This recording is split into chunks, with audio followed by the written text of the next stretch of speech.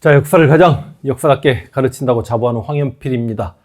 제가 한 2년 반 전쯤에 근현대사 그래가지고 흥선대원군 집권기부터 쭉 갑오을미기역 무렵까지 이렇게 다뤘다가 잠깐 중단했습니다. 그리고 지금 다시 독립운동사 시작해서 을미을사 정미의병 쪽 달리면서 얼마 전 마지막 신돌서까지 강의했습니다만 앞으로 독립운동사 영상 수십 개가 더 촬영될 예정입니다.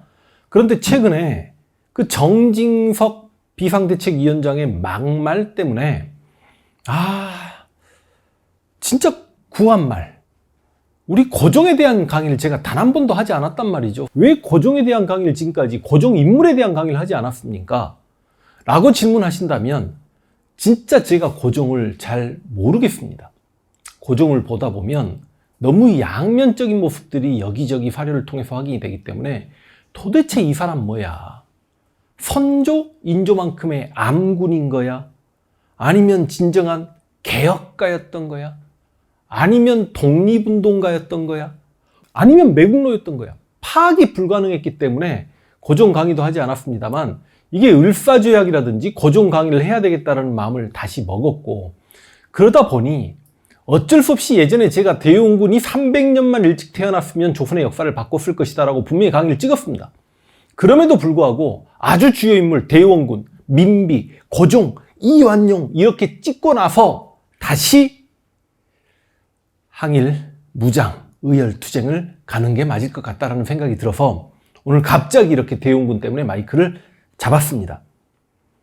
이렇게도 쳐다보고 저렇게도 해석해보고 그 당시 백성의 입장에서도 계산해보고 또 내가 대용군의 마음도 되어보고 당시 유생들, 성리학자, 사대부, 관료들의 입장까지 그리고 안동 김씨의 입장까지 되어보아도 대원군 집권기 1863년부터 73년까지 이 시기 대원군의 정치력은 진짜 압도적입니다. 저는 이 당시 10년 동안은 세종도, 영조도, 정조도 대원군처럼 하기 힘들었을 것이다. 태종 이방원과 수양대군 세조가 이 10년 동안의 대원군만큼 할 수 있었을까? 그래서 저는 대원군이 진짜 그냥 왕이었더라면, 그러니까 300년 일찍 태어났으면 분명히 조선의 역사가 바뀌었을 텐데 그냥 이 시기 10년 동안 왕이었더라면, 그래서 대원군이 1873년에 최익현의 상소 네 아들 다 컸다 종친의 정치 참여를 금하게 하소서 이 상소 때문에 하야당하지 않았더라면 조선의 근대사가 어떻게 바뀌었을까 진짜 궁금한 측면이 있다. 그래서 정말 대원군이 얼마나 뛰어난지 예전에는 영상이 굉장히 길었을 겁니다. 압축해서 한번 말씀을 드려볼게요. 여러분, 우리가 실제로 정근대 사회에서는 왕권을 강화시킨 군주를 박수 쳐줍니다. 왜냐? 왕권이 강화되는 과정 중에 그만큼 왕권을 위협할 만한 기득권 세력의 힘이 약해져야 그게 가능한 거고, 기득권을 왕권으로 눌러 찍게 되면 당시 민생이 안정됩니다. 그래서 우리가 일반적으로 왕권 강화라는 표현을 썼던 건 공민왕이 권문세족들 죽이고 권문세족의 대농장을 혁파하면서 왕권 강화하려고 해서 우리가 공민왕 살했다라고 해주는 거고, 그 다음 고려 광종이 호족 세력 숙청하면서 호족들의 노비를 혁파하는 노비안건법 시행하고 과거제도 시행하고, 그래서 고려 광종 그렇게 유명한 거고, 조선 와서는 태종 이방원이 얼마나 진짜 피 많이 묻혔고 잔인했습니까? 그러나 그 태종의 왕권 강화로 인해서 세종의 태평성대가 열렸으니 태종 이방원을 우리가 그렇게 주목하는 거고, 우리가 정조가 그렇게 왕권이 거의 무너져가는 시기에 노론 벽파들 사이에서 민생을 챙겨가면서까지 왕권을 되찾으려 노력했던 그 정조의 노력에 약간 뭉클함을 느끼듯이 대원군 역시 왕권을 강화하죠. 그런데 공민왕은 권문세족을 죽이고 광종은 호족을 죽이고 태종 이방원은 공신 세력을 숙청하고, 그 다음 예를 들어서 뭐 정조 같은 경우는 노론 벽파를 제거하고 이랬습니다만, 엄밀히 따지면 대원군은 안동 김씨가 장악하고 있었던 19세기 전반기 세도 정치기 60여 년을 끝낸 사람인데, 이게 안동 김씨를 막 대놓고 숙청하고 대놓고 죽이고 이렇게까지는 하지 않습니다. 나는 그런데 이 대원군이 정말 대단한 게 뭐냐면, 자기 아들, 솔직히 왕이 되기 어려웠던 자기 둘째 아들 이명복을 왕으로 앉혀놓고 역사상 최초의 살아있는 대원군이 되자마자 공식 석상에서 처음 했던 말이 이 말이죠. 나는 천리를 끌어다 지척으로 삼겠다. 무슨 말이죠? 특히 세도 정치계 잘난 왕족들은 전부 다 죽음을 당하거나 바보처럼 살아야만 했으나 정치에 정치 참여가 금지되어 있었으나 정치인들을 데려다가 정치하겠다는 뜻이죠. 그 다음 태산을 깎아서 평지로 만들어버리겠다. 태산이 누굽니까? 노론이죠. 노론 세력들 다 깎아서 평지로 만들어버리겠다. 그리고 난 남대문을 3층으로 올리겠다. 남대문 누굽니까? 지금까지 거의 중앙 정계에 진출하지 못했던 정조가 최재공이나 정약용이나 그 사람들과 함께 정치했다가 그리고 정조 사후에 거의 70년간 중앙 정계에 진출하지 못했던 그 남인들을 등용하겠다는 거 아닙니까? 그러면서 안동 김씨를 몰아내는데 이거 실제로 대용군하고 안동 김씨 사이를 제대로 들여다봐야만 합니다. 안동 김씨들의 힘을 빼면서 안동 김씨들을 먼 지방에 뭐 어디 군수 정도나 유수 정도나 이렇게 내려보낸 것 같기도 하지만 다시 그들을 재등용시켜서 안동 김씨가 자신을 지지하게 만듭니다. 그래서 어찌 보면 안동 김씨의 수장이었던 김병기라든지 김병학이라든지 이 사람들, 김병학 같은 경우는요, 대용군의 서원철폐에 지지를 보내버립니다. 그러니까 어찌 보면 안동 김씨를 자기 세력으로 끌어안고 안동 김씨 세력을 약화시킨, 약간 좀 대놓고 후청하지 않고 왕권을 강화시켜 나가는 그 과정도 정말 대용군이 잘한 건데, 대용군이 왕권을 강화하는 과정에 가장 멋있는 건 누가 뭐래도 비변사 혁파죠. 여러분, 이거 비변사는 이거 강의가 좀 길어집니다만 1510년 중종 때 삼포회란 때 비변사라는 게 딱 처음 만들어지는데, 그 외놈들의 난을 진압하기 위해서 임시 군사기구로 만들어져요. 그래서 비변사는 먼 변방의 일을 잘 아는 지변사 재상이 외놈들이나 여진족이 바로 했을 때 걔네들을 막기 위한 임시 군사기구로 출발했다가 을묘해변 명종 때입니다. 1550년 이때 이게 상설기구가 되었다가 1592년 임진왜란이 발발해서 7년간 일본과 전쟁해야 되네. 그러다 보니까 정승이건 판서건 대제학이건 전부 다 비변사에 모여서 그 7년 동안의 군사 문제를 논했겠죠. 그래서 임진왜란이 끝나고도 비변사가 여전히 최고 합좌 기구가 되면서 정승 판서들, 특히 권력을 잡은 17세기 서인들, 18세기 노론들, 19세기 세도 가문이 비변사를 완전히 장악합니다. 하다못해 영조와 정조조차도 그 많은 환국을 행하면서 왕권을 강화시켰던 숙종조차도 비변사를 폐지할 생각을 하지 못합니다. 다시 이야기해서 조선 전기의 최고 정치기구가 의정부고 조선 후기의 최고 정치기구는 비변사인데, 의정부는 정무 기능만을 담당하고 군사 문제는 삼군부가 직접 담당했단 말이죠. 왕이 삼군부에서 장군들과 실제로 군사 문제를 논의했던 반면에, 비변사가 최고 정치기구가 돼버리면 원래 비변사는 군사기구였기 때문에, 제가 말이 빨라지는 걸 좀 이해하시기 바랍니다. 이게 서인들이, 노론들이, 세도 가문이 군권까지 장악하니 왕이 바보가 되는 거 아닙니까? 어느 누구도 비변사를 혁파할 엄두도 못 냈습니다. 대용군이 비변사를 한 방에 혁파합니다. 이거 진짜 300년 동안의 왕권을 약화시켰던 최고 정치기구를 날려버리는 겁니다. 그리고 유명무실해져 있었던 의정부와 상군부를 부활한다. 이건 진짜 대단한 거죠. 그리고 여러분, 조선의 정치를 좀먹었던 게 뭡니까? 붕당이지 않나요? 실제로 붕당 정치가 16세기 말 선조 때 살인들이 이래저래 동인 서인 쪼개지고 동인이 남인 북인 쪼개지고 서인이 노론 서론 쪼개지고 이렇게 해가지고 250년간 붕당 정치, 나쁘게 표현하면 당쟁이라고 했습니다만 이 당쟁이 언제 끝납니까? 세도 정치기에 매간매직이 성행하고 유명무실해져 있었던 과거 제도를 흥선대원군이 부활시키면서 당쟁, 대용군 앞에서 당을 조성할 수 없게끔, 물론 세도 정치를 거치면서 그 당색이 약화되긴 했지만 당쟁을 종식시킨 것도 진짜 실은 흥선대원군입니다. 그리고 경복궁을 중건합니다. 이 경복궁 중건 때문에 대용군이 비판을 받기도 하죠. 자, 미리 약속드립니다. 다음 시간에는 제가 대용군이 욕을 쳐 얻어먹는 이유를 말씀드릴게요. 그러나 지금 이 경복궁이 없었으면 어찌 됐을까 끔찍하지 않습니까? 고맙지 않나요? 어느 누구도 경복궁을 만들 엄두를 못 냈단 말입니다. 그래서 대용군이 경복궁을 만든 건 정말 잘한 거다. 지금 우리 입장에서는. 그리고 여러분, 법전, 통치를 가장 잘했던 군주들 때 법전이 편찬됩니다. 종도전에 조선 경국전이나 아니면 이런 것들은 초창기니까 그렇다 치더라도 성종 때 경국대전이 완성되었고 영조 때 속대전, 정조 때 대전 통편.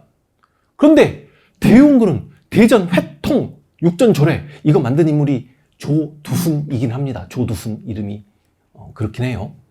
법전도 만들고. 그러니까 대원군의 정치력 대단하죠. 그런데 대원군이 민생을 안정화시키는 과정을 보면 더 기가 막히단 말이죠. 삼정의 문란을 완전히 시정하지 않습니까?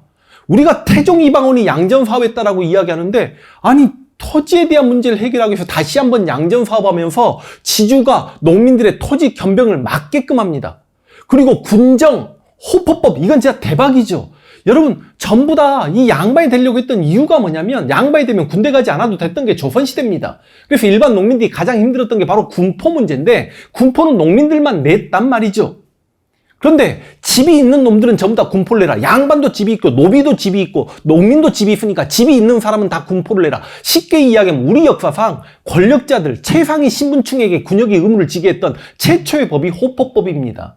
여러분, 영조가 호포를 시행하려다가 당시 관료들이 거의 멱살잡이 당하면서, 알았다, 호포법을 못하겠으니까 나 균역법만 할게라고 했던 게 영조인데, 와, 흥선대원으로 호포법을 시행해요. 이게 양반과 평민에게 균등 과세를 실현시킨 겁니다.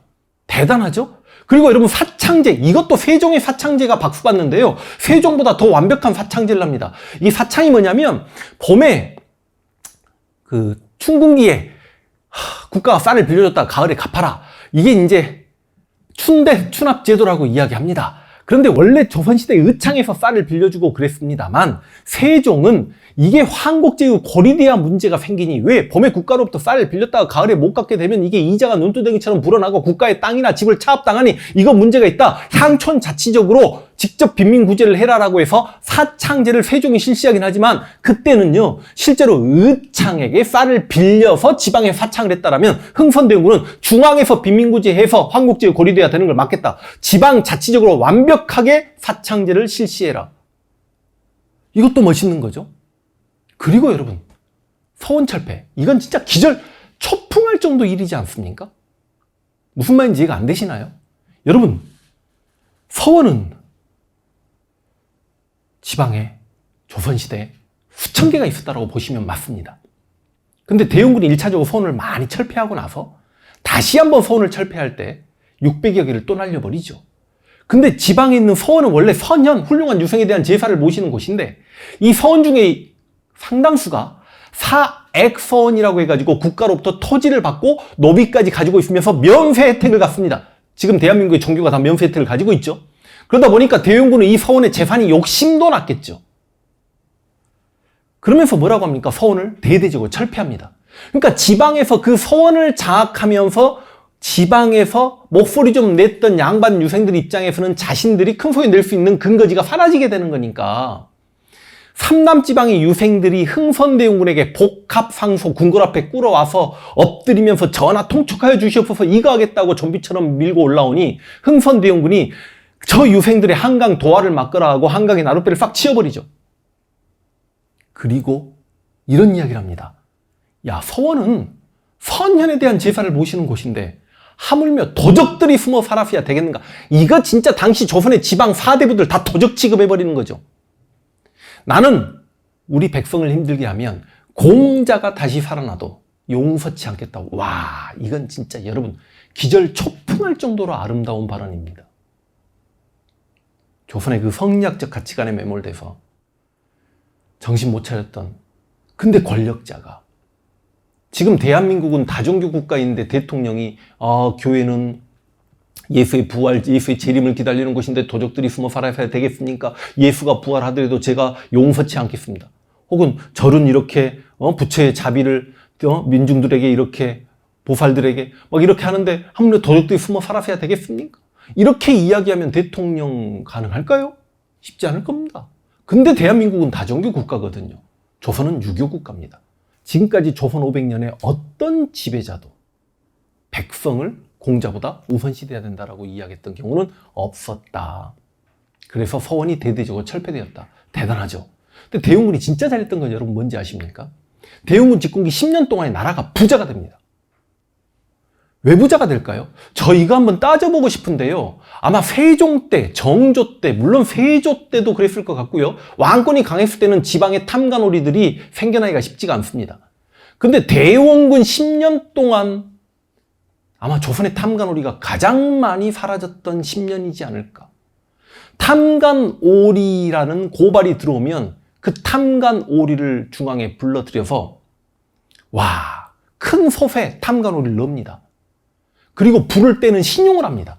실제로 불을 떼가지고 삶아 죽이지는 않지만 그런 치욕을 당하고는 다시 관직 생활을 할 수가 없죠. 그래서 10년 동안의 나라 예산이 어마어마하게 확보가 됩니다.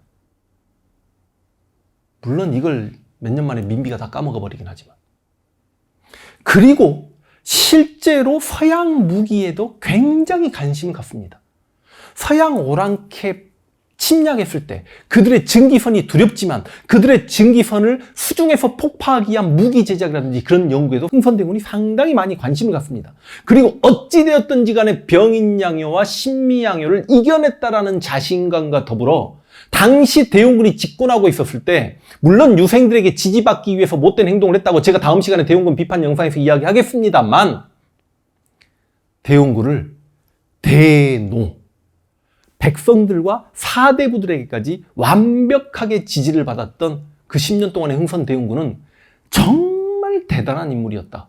그래서 흥선대원군의 개혁이 과거로 돌아가려고 하는 복고적인 개혁이었다라고 비판을 받지만 당시 대원군 입장에서는 10년 동안의 나라를 살리기 위해 최선을 다하는 정책들을 어느 군주도 하지 못했던 것들을 했다. 300년 동안의 최고 정치구 비변사 날렸다. 조선에 한 200년, 300년 동안의 지방에서 백성들을 접목고 있었던 서원을 대대적으로 철폐했다. 조선 500년 동안의 양반들에게 어느 누구도 군포를 부과하지 못했지만 흥선대원군은 군포를 부과했다. 300년 동안 없었던 조선의 법궁, 경복궁을 흥선대원군은 만들었다. 300년 동안의 조선의 정치를 접목고 있었던 붕당 정치를 대원군은 끝냈다. 이런 인물이 있었냐고요.